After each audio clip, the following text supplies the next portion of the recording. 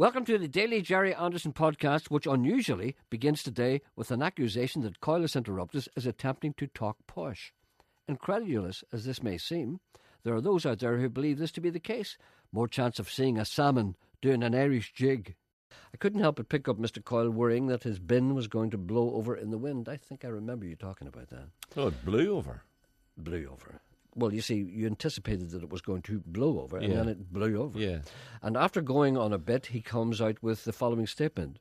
My wife and I would have to have went out and lifted the rubbish. Apart from the grammatical error. I didn't say that. My wife and I had... What? Say it again. My wife and I would have to have went out and lifted the rubbish. No. I'm not arguing. No, I wouldn't say that. Okay, deny it. All I'm saying is I'm just reading what's here. I can't even repeat it. My wife and I would have had to have went out and... No. My wife and I would have to have went out and lifted the rubbish. My wife and I would have had to have went out and... You can't even say that, you see. So he's adding things to it, you see. He probably is, He's adding to it. But this is not... The grammatical element is not... And lifted the rubbish. You would imagine that the part of that sentence that he would have objected to would be the part where you said, I would have to have went out and lifted the rubbish. But that's not the point he refers to. He refers to the intentional, he thinks, the implication. I'm sure that what he meant to say was me and my wife. He said, my wife and I. But you see, obviously you've been at the palace. Was it merely a slip of the tongue? Don't tell me he's trying to go all posh in his old age. Or maybe he's looking a job. I never said that, my wife. Well, I don't know. I'm just saying this is what the man says. Not many programmes devote time to reciting poems dealing with bull semen and the art of administering same to unsuspecting heifers. I advise you to listen with legs firmly crossed. Here, in its entirety, is the offending poem. A pedigree bull breeder from a place called Fauchenvale. Tell the people where Fauchenvale is. Fauchenvale is about 2.5 miles from here, where we are. Is the subject, dearest reader, of this sorry, tragic tale. For although he was a student and a budding engineer, he was not very prudent, as you're about to hear. His second name was Chambers, and he was a pleasant chap. If he ever met a lady, he politely doffed his cap. When he went to Katie Daly's in the town of Sweet Strabane, he travelled up with Deary, and they took the transit van. His first love, though, was farming, and his life was very full. He bred a really charming a frisky two-tone bull, who never served a heifer and did the job by half as speedy as a rocket. He always made a calf. The bull was very busy, and ever in demand he could make a heifer dizzy. When he got the upper hand, the secret of his handiness with no exotic stuff, I'm told he got his handiness from snorting Charlie's snuff. But when young Chambers travelled to Jordanstown to learn, the pedigree got tired, for his keep he had to earn. And Jerry and Grandad Charlie took him on the rounds. There were times he serviced 20. Each cost £90. Do the math.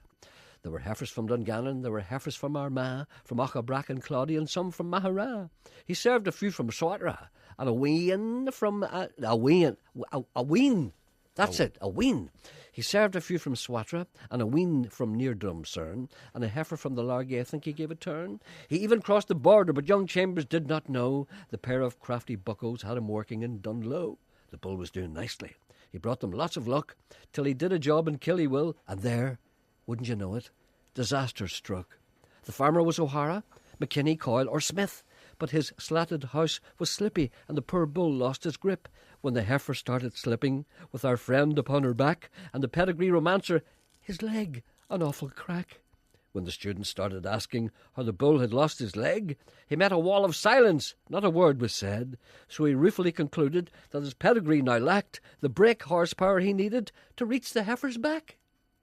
But he took the bull to Belfast to start a new career. He's working up in Stormount now. At least that's what I hear. He's advisor to the minister who deals with farmers' needs. I think it was our Martin who did the kindly deed. Now the lads in Donnybrewer are thoroughly disgusted. Though the bull's a civil servant, financially they're busted. But I'm told by trusty people they're working on a scam to sell their snuff to patrons who drink and dance in Dan's. If you ever go to Belfast, to the corridors of power, you will hear our politicians punching in their hours. But the one who works the hardest and whose day is always full is the pedigree from Derry, our three-legged, two-tone bull. Wasn't that a great story? I thought it was too long. Alert listeners may have concluded that Christmas is over, but as the rest of us know, it's not over until the dead woman sings. Lingering talk of New Year's Eve blights the airwaves, and no woman is safe. Tony Joanne talks like that, bells down, same bells down, I- bells talking like that, bells down, you see, every time I call, it's say bye. I thought for years and years that Tony Joe White was black. I thought Tony Joe White was black, and he Yep. looked in the cover of the album, and he was white. He Was appeared on the Johnny Cash show, I think it was, and Johnny Cash said, "I'd like to introduce my guest, Mr. Tony Joe White." And Tony Joe White, come on. I said, I wonder what Tony Joe White he is. Tony Joe White was so talented that he disappeared completely. Yeah. That was a song called Roosevelt and Ira Lee, Night of the Moccasin Snake. That's from an album, a triple album called the Tony Joe White Collection, which is very, very reasonable, which came to me this morning. There's a man who's been waiting to talk to you for 24 hours. I'm going to do something Been now on I've the never phone done. for 24 hours. I'm going to do something now I've never done before. 24 hours. I know. This is an Can all-time you record. get over it? I can get over it. Notice how it doesn't affect me at all. You know, I'm going to play a song now, which in a moment after I talk to the gentleman, I'm going to play a Christmas song. Do you know why I'm going to play a Christmas song? Well, you snigger. A gentleman asked me for a song called Mary Cunningham, the Christmas Ghost by Andy Rook. A man asked me for that before Christmas. And I remembered this as being a great, great record. Nobody knows anything about it. But it's one of the best Christmas records I think I've ever heard. Can I ask you something? I'm not finished yet. I looked high and low for this, and I couldn't find it. So all during the Christmas period, I was looking for this record. And then yesterday, I was fumbling at the bottom of a drawer, and there it was. And I said to myself, I'm not going to let this pass. I'm going to play this Christmas song, even though Christmas is past. I'm finished now. Well, I want to ask you, do you think Christmas, commercially, I'm talking, Yes. Christmas and the New Year, commercially, is sort of downgraded in people's estimation now? It's regarded as an ordeal. But you think people aren't putting as much effort into people, especially this year. You didn't put an awful lot of effort into it. Just would it be the cost of living or what? Everybody's getting it tight. Yeah, I know that. Also, there's far too much time off. There are people who had to sit in the house for nearly 8 days. People who have never been in the house for 8 days, whilst the wind and the sleet and the rain rattles round them. They can't even go out for a walk. They have to sit and talk to their wives for 8 days. Apparently, over the Christmas What about period, wives having to talk to their husbands? same thing. Well, Same thing. see, no, let's get That I the don't even quality here. look at you picking holes in it. Yeah, It no. goes without saying.